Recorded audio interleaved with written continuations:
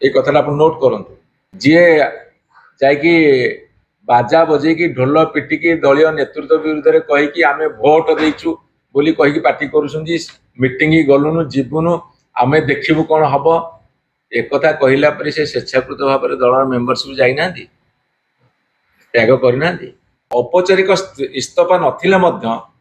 ରାଜନୈତିକ ଦଳ ପ୍ରତି ଆନୁଗତ୍ୟ ରଖିବାରେ ବିଫଳ ହେଉଥିବା ଆଚରଣ ସଦସ୍ୟର ତ୍ୟାଗ ସହିତ ସମାନ ହେଇପାରେ। এই কথাটা ଆପଣ নোଟ୍ କରନ୍ତୁ। ରାଜନୈତିକ ଦଳ ପ୍ରତି ଆନୁଗତ୍ୟ ରକ୍ଷାରେ ବିଫଳ ହେଉଥିବା ଆଚରଣ ମଧ୍ୟ ସଦସ୍ୟତା ତ୍ୟାଗ ସହିତ ସମାନ ହେଇପାରେ। ସଂସଦୀୟ ଗଣତନ୍ତ୍ର ତା ସାଥିରେ ପଲିଟିକାଲ ଆକାଉଣ୍ଟେବିଲିଟି, ଯେଉଁ ରାଜନୈତିକ ଜବାବଦେହିତା, ତା ସାଥିରେ ଜନତାଙ୍କର ପବିତ୍ର ମତଦାନ, ଏହାର ସୁରକ୍ଷା ହେବ କି ନାହିଁ ଏ ଭାରତୀୟ ଜନତା ପାର୍ଟି ସରକାର ସମୟରେ ତାହା ନିର୍ଣ୍ଣୟ କରିବାର ଆବଶ୍ୟକତା ଆସିଛି ଏବଂ ଏଥିରେ ସ୍ୱର ଉତ୍ତୋଳନ କରିବାର ମଧ୍ୟ ଜରୁରୀ ଆବଶ୍ୟକତା ଆସିଛି। ଗତ ରାଜ୍ୟସଭା ନିର୍ବାଚନରେ ଓଡ଼ିଶାରେ ବିଜୁ ଜନତା ଦଳର 8 ଜଣ ସଦସ୍ୟ ଦଳ ବିରୁଦ୍ଧରେ ଯାଇ ସରକାରୀ ଦଳର ପ୍ରାର୍ଥୀମାନଙ୍କୁ ଭୋଟ ଦେଲେ ଏବଂ ଆମେ ଏଠି ଆହୁରି ମଧ୍ୟ ସ୍ପଷ୍ଟ କରିଦେବାକୁ ଚାହୁଁ, ଯେଉଁ କଥା ନିଲମ୍ବିତ ବିଧାୟକ ମାନଙ୍କ ଭିତରୁ କେତେ ଜଣ କହିଛନ୍ତି ଓ ଭାରତୀୟ ଜନତା ପାର୍ଟିର ସଦସ୍ୟମାନେ କହୁଛନ୍ତି, ତାଙ୍କର ମାନ୍ୟବର ମନ୍ତ୍ରୀ କହୁଛନ୍ତି ଯେ ବିଜୁ ଜନତା ଦଳକୁ କିଛି ଜଣା ନାହିଁ। ସେ ବଡ଼ ବଡ଼ ସମ୍ବିଧାନବିତଙ୍କୁ ମଧ୍ୟ ମୁଁ ଜଣାଇ ଦେବାକୁ ଚାହେଁ, ରାଜ୍ୟସଭା ଭୋଟରେ ହୁଇପ୍ ନାହିଁ, ଏକଥା ଆମେ କହୁଛୁ। ରାଜ୍ୟସଭା ଭୋଟରେ ହୁଇପ୍ ନାହିଁ, এটা ସ୍ପଷ୍ଟ ଭାବରେ କହୁଛୁ। କିନ୍ତୁ ଆମେ ଯେଉଁ ପିଟିସନ ଦାଖଲ କରିଥିଲୁ, ଆମର ଯେଉଁ ପ୍ରାର୍ଥନା ଥିଲା ମାନ୍ୟବର ବାଚସ୍ପତି ପାଖରେ, ସେଇଟା କ'ଣ ତାକୁ ପଢ଼ିବା ଦରକାର, ବୁଝିବା ଦରକାର, ତର୍ଜମା କରିବା ଦରକାର ଏବଂ ସାମ୍ବିଧାନିକ ସ୍ତରରେ ନିଷ୍ପତ୍ତି ନେବା ଦରକାର। ଏ ଥିଲା ଆମମାନଙ୍କର ପ୍ଲିଡିଂ, ଆମମାନଙ୍କର ପ୍ରେୟାର ଏବଂ ସେ ପ୍ରେୟାର ଥିଲା ଯେ এটা କୌଣସି ସାଧାରଣ ପ୍ରକ୍ରିୟାଗତ ବିବାଦ ନଥିଲା, ଏହା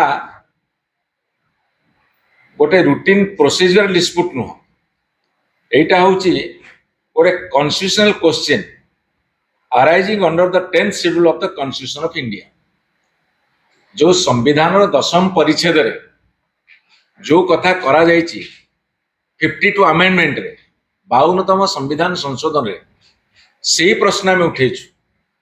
ସେ ପ୍ରଶ୍ନଟା କ'ଣ ଯେ ଜଣେ ବ୍ୟକ୍ତି ଯେଉଁ ଦଳରୁ ନିର୍ବାଚିତ ହେଇଥାଏ ସେଇ ଦଳର ବିରୁଦ୍ଧରେ ଯିବ କି, ବା ସେଇ ବିଧାୟକ ମାନେ ନିଜର ଆଚରଣ ଦ୍ୱାରା ନିଜର ଯେଉଁ ଆକ୍ଟିଭିଟିଜ, ନିଜର ବୟାନବାଜି, ନିଜର ସ୍ୱୀକାରୋକ୍ତି ଯେ voluntary they have given up their membership, ସ୍ୱେଚ୍ଛାକୃତ ଭାବରେ ସେମାନେ ସେମାନଙ୍କର ସଭ୍ୟପଦ ତ୍ୟାଗ କରିଛନ୍ତି। এইটা ହେଉଛି 52ତମ ସମ୍ବିଧାନ ସଂଶୋଧନର 10ମ ଅନୁଚ୍ଛେଦରେ ଏକଥା ସ୍ପଷ୍ଟ କରାଯାଇଛି, କେଉଁ କ୍ଷେତ୍ରରେ ଜଣେ ସଦସ୍ୟ ଭଲ୍ୟୁଣ୍ଟାରିଲି ବା ସ୍ୱେଚ୍ଛାକୃତ ଭାବରେ ତାର ସଭ୍ୟପଦ ସେ ତ୍ୟାଗ କରିଛି। ଆମେ ଏଇ କଥାକୁ ଉଠେଇଛୁ। ଯଦି ପ୍ରଥମରୁ ସେମାନେ ନିଷ୍ପତ୍ତି ନେଇସାରିଛନ୍ତି, ଯେହେତୁ ଭୋଟ କିଣାବିକା କରିଛନ୍ତି, ଅନୈତିକ ଉପାୟରେ ଭୋଟ ନେଇଛନ୍ତି, ନିଷ୍ପତ୍ତି ସେ ସାରି ଦେଇଛନ୍ତି, ଯେତେ ସମ୍ବିଧାନର ସଠିକ କଥାକୁ ଅବତାରଣ କରାଗଲେ ମଧ୍ୟ ସେ ତାକୁ ମାନିବାକୁ ପ୍ରସ୍ତୁତ ନୁହଁ। ଏଇଟା ପ୍ରିଜୁଡିସ୍।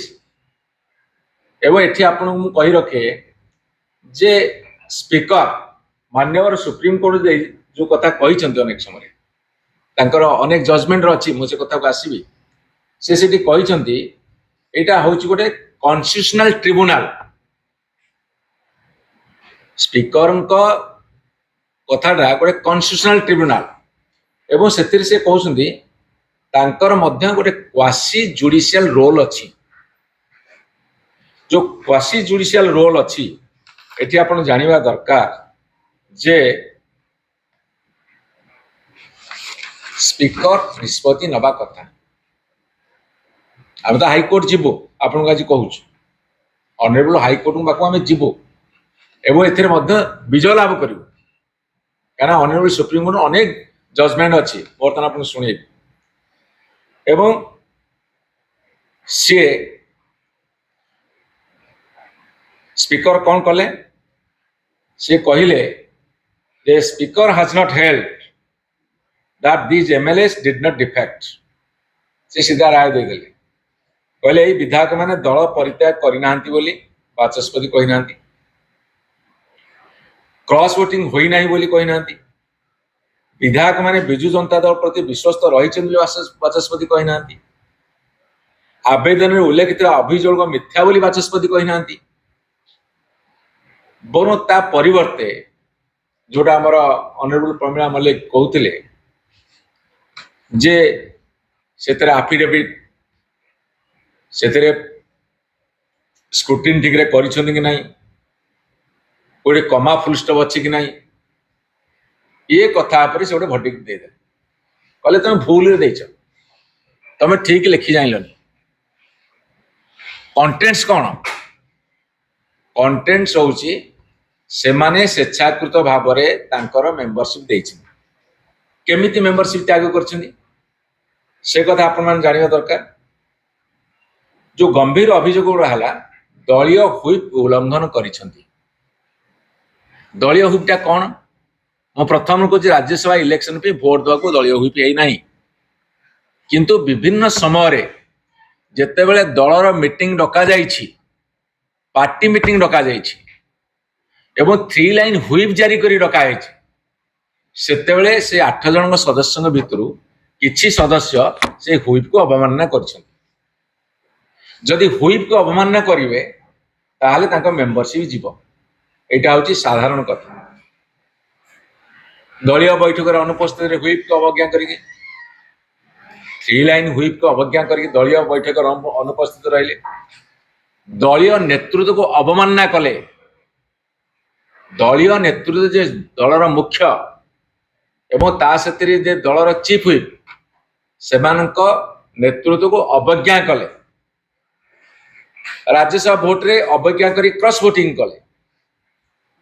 एवं दलीय नेतृत्व विरुद्ध रे सार्वजनीन विवृत्ति मध्य प्रदान कले दलीय नेतृत्व विरुद्ध रे सार्वजनीन विद्युत माने बहुल भाव रे तांकर बयानबाजी कले ता अर्थ जने केतेबेले नेतृत्व विरुद्ध रे कहबो जेतेबेले सीए वॉलंटरली बा स्वेच्छाकृत भाव रे सभ्यपद त्याग करथिबो सेतेबेले सीए ही दलीय नेतृत्व विरुद्ध रे कहबो एवं तापरे मुख्य सचेतक कर्तृत्व को दलीय नेतृत्व को विरोध कले बयानबाजी कले एवं चीफ हुईप जे मुख्य सचेतक ताको कर्तृत्व को मध्य चैलेंज कले ता साथी दलरू निलंबन है पर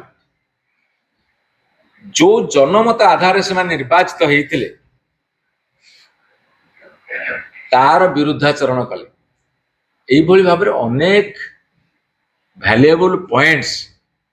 विजु जनता दल लेखिकर देइछि ए समस्त कथा को एड़े दे विचार को न नहीं सी सीधा सड़क भाव में गोटे प्रोसीजरल डिफेक्ट अच्छी बोली कही कमा फुल स्टॉप कोटी दिया है कही करी एभली गोटे राय दबा निश्चित भाव में ऑनरेबल हाईकोर्ट पाखे अपदस्थ हेबे तार कारण होची जे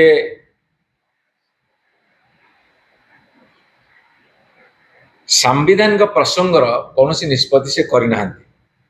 एवं राजनीतिक दल परित्याग करिवार जो कुकर्म जोटा 52तम संविधान संशोधन अनुसार दल त्याग विरोधी आईन प्रणयन करा जायथिला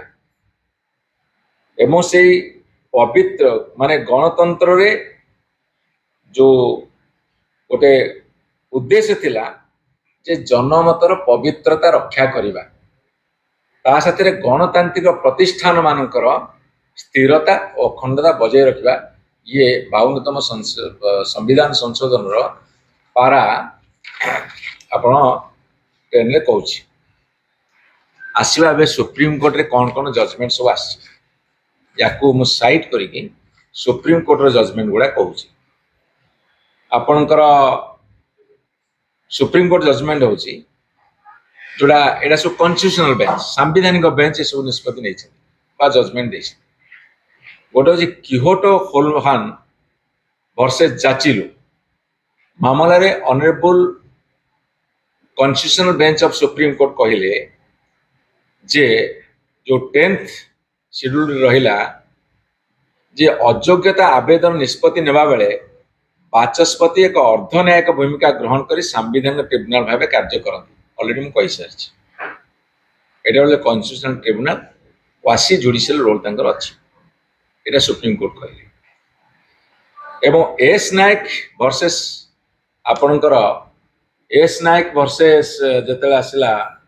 ये यूनियन ऑफ इंडिया अथॉरिटेटिव सेतेबेले से कहउचंती जे राजनैतिक दलर सदस्यता स्वेच्छाकृत भाव त्याग करने केवल एक औपचारिक इस्तीफा मध्यम सीमित नुहे जड़े विधायक आचरण यह अनुमान करा जाई पारे एटा हूँ सुप्रीम कोर्ट वर्डिक्ट ता से कहले गोटे Vishwanathan versus speaker of Tamil Nadu assembly सेठी कहले जे मामलार पुनर्बार कहते औपचारिक इस्तीफा नथिले मध्य राजनैतिक दल प्रति आनुगत्य रखिबारे विफल होतिबा आचरण सदस्य त्याग सहित समान हो पारे ये कथा आप नोट करंतु राजनैतिक दल प्रति आनुगत्य रक्षारे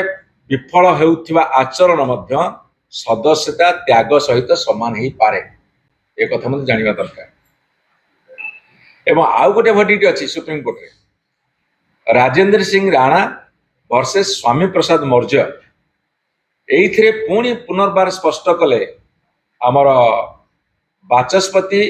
से एका कथा कहले जे से जो संवैधानिक दायित्व पालन करे बाध्य एवं यही अधिकार प्रयोग रे विफलता न्यायिक समीक्षा सापेक्ष जदि तांकर संवैधानिक प्रक्रिया को सी ठीक भाव में न तुलेबे ताहले एटा पुणी न्यायिक निष्पत्तिर आवश्यकता पड़ो क्लियर कट कथा कहछन एवं आउ गोटे कथा अछि केशम मेघाचंद्र सिंह बनाम स्पीकर ऑफ मणिपुर असेंबली एइथिरे से जोर दे कि माननीय सुप्रीम कोर्ट कहते अयोग्यता प्रक्रिया हूँ सांविधानिक प्रक्रिया जहाँ प्रभावशाली एवं समयोचित निष्पत्ति आवश्यक मुझे आपको कही रखे जे आमर आर्गुमेंटा कौन voluntarily giving up their membership party whip न मानिबा आमे पार्टी हुईप करथुलु दलीय मीटिंग अटेंड करबा पे एवं आपणकर